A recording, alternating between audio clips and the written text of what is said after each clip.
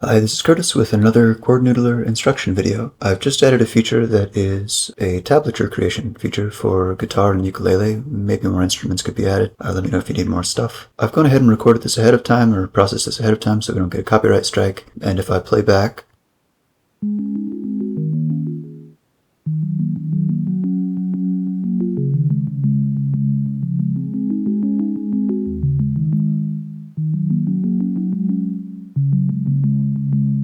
that sounds roughly like the original song. There will be other songs where your bass note is not the root and you'll have to figure out which one of these chords actually makes sense for you. But of course you can click on them in sounding mode. What we're going to do today is focus on this new mode, which is sending things to an instrumentation tool. So the chords I want in there are going to be these four for the purposes of demo. And you'll see that as you click them, they get added to this new section below. So anybody who plays a stringed instrument will recognize this format for a tablature. So there's a few features going on here. You'll see there's a simulated guitar neck down here. When we're clicked onto a specific chord, the green notes are going to be the notes that it is guessing make sense as a sounding. You can see that it's not super good at guessing. This tool, like I've said before, is not for doing your thinking for you. It's for giving you a space to do your thinking. What you can do is click around, and as you can see, if you switch the notes that you select on the neck, the tab over here will be updated. You'll also notice that the chord, this E flat 11th, the one that was detected didn't include the G flat, the minor third. So if you wanted to add that in, you could, and if you save it, what you'll see is that the gray points over here that weren't clickable become clickable. So it tries to respect the original sounding, but of course you can override it, or even remove things to get a simpler chord if that's what makes sense in your case. Another thing is we can change the capo position. So this is something that I find very handy. Depending on what key we want to be working in, you might not have a lot of open strings. So what you'll see is as I increment the capo position, the guesses are automatically updating, and the set of open notes might be very different. So all of a sudden, I have maybe an easier to play version of this chord.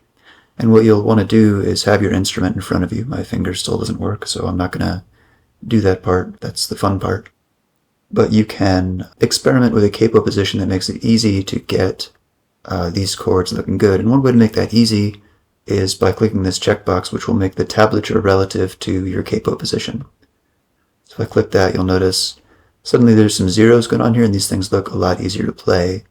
I see, I also mentioned there's ukulele, so if you switch over here, oh, I didn't deploy that feature yet, we'll cut that part. Switching into ukulele mode. So this mode, the guessing is even worse, because how do you fit an 11th chord on 4 strings? But like before, you play with whatever sounds right to you.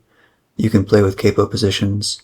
The capo that you choose for your ukulele will be separate from whatever you got for your guitar. So if you're trying to do both at once and you switch between, your guitar is going to have separate settings. This relative setting is shared because that's a notational thing rather than specific to the instrument. Finally, when you're done with your set of chords, or if you're working with one section at a time, which is probably the easiest way to do this, what you can do is press this button to just copy them out and could put them in some kind of text editor that has a monospaced font. So then I would just X these out or X out the whole section and add the chords for the next section song that I want to work on. Okay, cutting in one more time for 2 things I forgot. One of them is you can, of course, tune your strings if you want to. So if you find that you're looking at a chord and you're like, how am I going to play that? And if you find that all of your chords happen to work better with a different tuning, you can set your tuning in here. So you do have to interact with 6 drop-downs. I'm sorry. If you wanted to use the transcription feature, to change the key, the chords will change up here. They will not change down here. This is completely disconnected. So figure out what key you want to be in before you do this, or you can actually do both if you wanted to do it for whatever reason. Then put them side by side in the builder below. So same for chords in a different key. Neat. So that's pretty much it. Happy noodling.